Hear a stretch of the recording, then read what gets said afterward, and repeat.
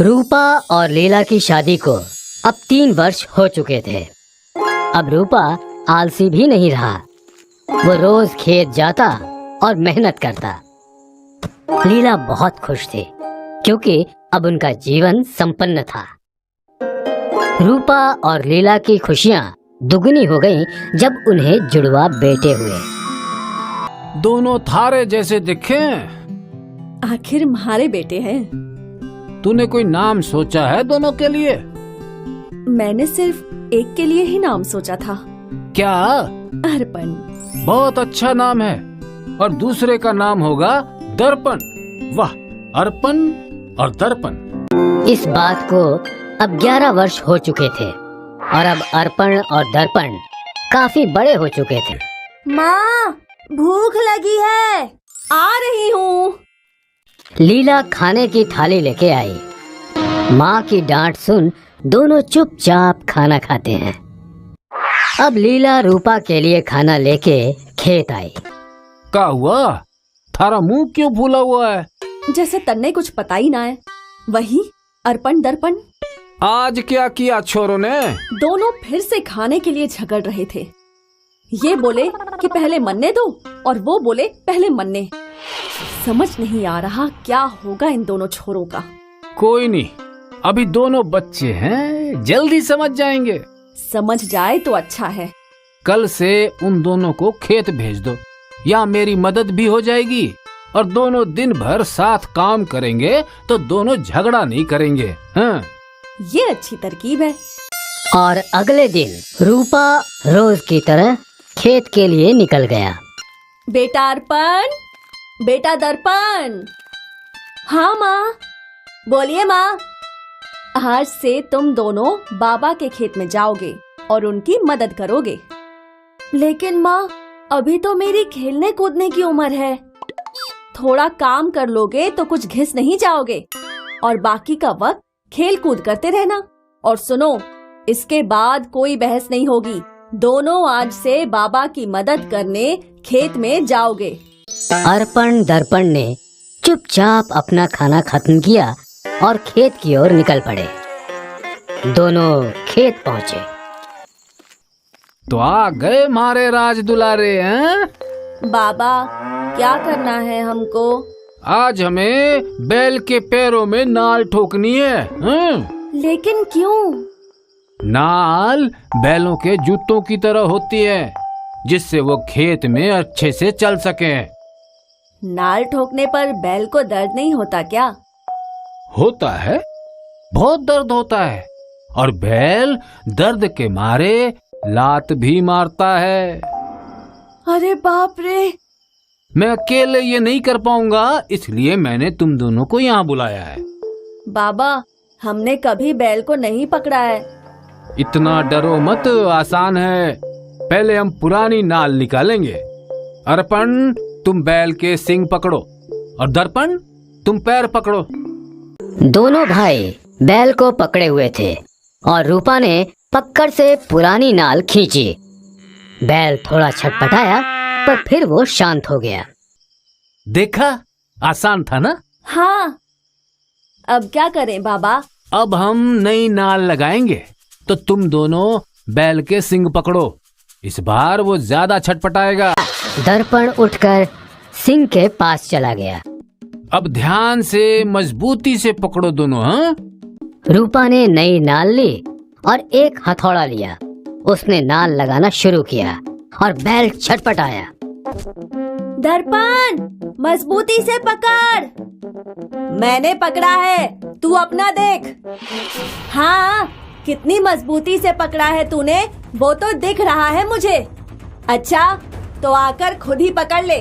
हाँ, मैं अकेला बैल पकड़ सकता हूँ। दोनों ने फिर से लड़ना शुरू कर दिया और इस चक्कर में बैल जोर से छटपटाया और उसने रूपा को लात मारी। अरे रे रे रे, मर गया रे, हाय! ओ! बाबा, बाबा! तुम दोनों की लड़ाई में चोट मुझे लगी। दोनों भाइयों ने अपने पिताजी को सहारा दिया और उन्हें घर ले आए। क्या हुआ तन्ने? बैल ने लात मार दी। लात मारी? पर क्यों? नाल बदल रहा था तो ये दोनों ने सींग पकड़ी हुई थी, दोनों लड़ने लगे। मेरा ध्यान भटका और बैल जोर से छटपटाया और उसकी लात मुझे लग गई। ये दोनों कुछ अच्छा ना कर सके हैं। पहली बार खेत गए और तुम्हें बैल से लात पड़वा दी। आज तो मैं इन दोनों की अच्छी खबर लूंगी। लीला ने पास रखी हुई एक छड़ी उठाई और दोनों पे बरस पड़ी। माफ कर दो माँ। माफ कर दो।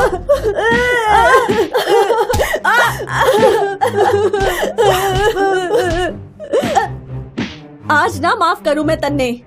जब देखो लड़ते रहते हैं। तुम्हारी वजह से आज इन्हें बैल की लात पड़ी। तुम दोनों को तो सजा मिलनी ही चाहिए।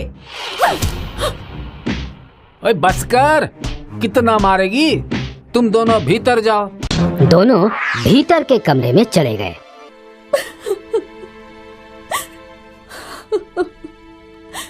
सोचा था अब समझ जाएंगे, अब भी ना समझे। क्या करें हम इनका? रो कह रही है पगली?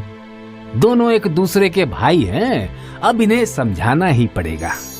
पर कैसे? रूपा को कुछ तरकीब सूझी और उसकी आंखों में चमक आ गई।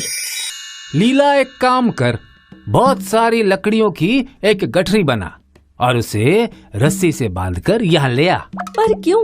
तू ला तो। लीला घर के बाहर गई और कुछ ही देर में एक लकड़ी की गठरी के साथ वापस लौटी। ये लो तुम्हारी लकड़ियों की गठरी। अब मेरे राज दुलारों को बुलाओ। दुलारे नहीं, कपूत हैं दोनों। अर्पण, दर्पण। हाँ माँ, बाबा बुला रहे हैं। दोनों यहाँ आओ। वो लकड़ी का गट्ठर दिख रहा है ना? तुम दोनों में से जो भी उस लकड़ी के गट्ठर को एक साथ तोड़ेगा, मैं उसे बहुत अच्छा इनाम दूंगा। पहले मैं। नहीं, पहले मैं। लीला ने दोनों को घूर के देखा और दोनों शांत हो गए।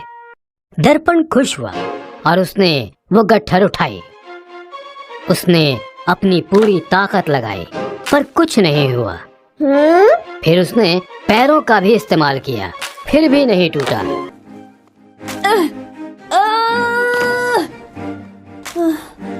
नहीं टूट रहा बाबा, ये बहुत सख्त है। अब अर्पण आगे आया गट्ठर तोड़ने। उसने अपनी पूरी ताकत लगाई। उसने घुटने से तोड़ने की कोशिश की।